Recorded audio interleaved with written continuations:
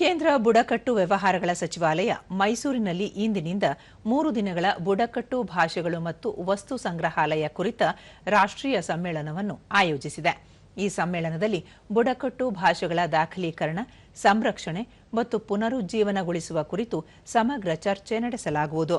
ಅಲ್ಲದೆ ದೇಶಾದ್ಯಂತ ಇರುವ ಬುಡಕಟ್ಟು ವಸ್ತು ಸಂಗ್ರಹಾಲಯಗಳ ಬಲವರ್ಧನೆ ಮತ್ತು ಬುಡಕಟ್ಟು ಸ್ವಾತಂತ್ರ್ಯ ಯೋಧರ ಕೊಡುಗೆಗಳನ್ನು ಸ್ಮರಿಸಲಾಗುವುದು.